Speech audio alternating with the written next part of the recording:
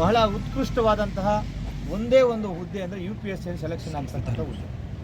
ಅದರಲ್ಲಿ IAS ಆಗ್ಬೋದು, IPS ಆಗ್ಬೋದು, IFS ಆಗ್ಬೋದು, ಅಥವಾ ಫಾರಿನ್ ಸರ್ವಿಸ್ ಆಗ್ಬೋದು, ಬಹಳ ಹುದ್ದೆಗಳನ್ನು ಆದರೆ UPSC ಸೆಲೆಕ್ಷನ್ ಮೇಲೆ ಎಕ್ಸಾಮಿನೇಷನ್ ಮೇಲೆ ಸೆಲೆಕ್ಷನ್ ಆಗುತ್ತೆ. ಅಂತಹ ಒಂದು ಎಕ್ಸಾಮನ್ನು ನಮ್ಮ ಬಂಗಾರಪೇಟೆಯ ವಾಸಿ, ಮೂಲತಃ ಮಾಲೂರಿನವರಾಗಿದ್ದಾರೆ, ಶೆಟ್ಗಾನಲ್ಲಿ ಸರ್ ಕೊಣಶೆಟ್ಟಹಳ್ಳಿಯವರು ವಾಸಿ ಆದಂಥವರು ನಮ್ಮ ಬಂಗಾರಪೇಟೆಯಲ್ಲೇ ವಾಸ ಇದ್ದಾರೆ. ಅವರು 741ನೇ ರ್ಯಾಂಕನ್ನು ಓದಿರಲ್ಲ 741ನೇ ರ್ಯಾಂಕನ್ನು ಪಡೆದು ಇಡೀ ಬಂಗಾರಪೇಟೆಗೆ ಹೆಸರನ್ನು ತಂದಿದ್ದಾರೆ. ಅವರಿಗೆ ಎಲ್ಲರ ವತಿಯಿಂದ ಹೃತ್ಪೂರ್ವಕವಾದಂತಹ ಸನ್ಮಾನ ಮತ್ತು ಧನ್ಯವಾದಗಳನ್ನು ಅರ್ಪಿಸ್ತೀನಿ. ತೌಸಿಫುಲ್ಲಾ ಖಾನ್ ಅಂತ. ನಾನು ಬಂಗಾರಪೇಟೆಯಲ್ಲಿ ಸುಮಾರು 20 ವರ್ಷದಿಂದ ನಿವಾಸಿಸುತ್ತಿದ್ದೇನೆ.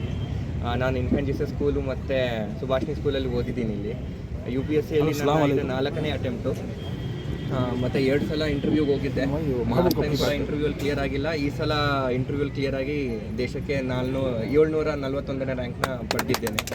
ಸೊ ಮತ್ತು ನನ್ನ ಮೆಸೇಜ್ ಎಲ್ಲ ಸ್ಟೂಡೆಂಟ್ಸಿಗೆ, ಎಲ್ಲ ಆಸ್ಪಿರೆಂಟ್ಸಿಗೆ, ನಮ್ಮ ಡಿಸ್ಟಿಕ್ಟಿಂದ, ನಮ್ಮ ತಾಲೂಕಿಂದ ಅವರಲ್ಲಿ ಒಳ್ಳೆ ಪೊಟೆನ್ಷಿಯಲ್ ಇದೆ ಸರ್. ಈ ಸಲ ಕೂಡ ನಮ್ಮ ಕೋಲಾರ ಡಿಸ್ಟಿಕ್ಕಿಂದ 5 ಜನ ಪಾಸ್ ಆಗಿದ್ದಾರೆ UPSC.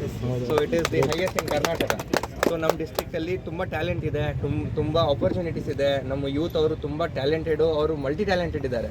ಅವ್ರನ್ನ ಒಳ್ಳೆ ದಾರಿ, ಒಳ್ಳೆ ರೈಟ್ ಪಾತ್ನ ನಾವು ತಲುಪಿಸಿದ್ರೆ ಅಲ್ಲ, ಡೆಫಿನೆಟ್ಲಿ ಅವರು ಇಂಥ ಎಕ್ಸಾಮ್ಸು ಇನ್ನೂ ಚೆನ್ನಾಗಿ ಆಗಿ ಒಳ್ಳೆ ರ್ಯಾಂಕ್ನ ಪಡಿತಾರಂತ ನನ್ನ ಐ ಹ್ಯಾವ್ ಸ್ಟ್ರಾಂಗ್ ಬಿಲೀವ್.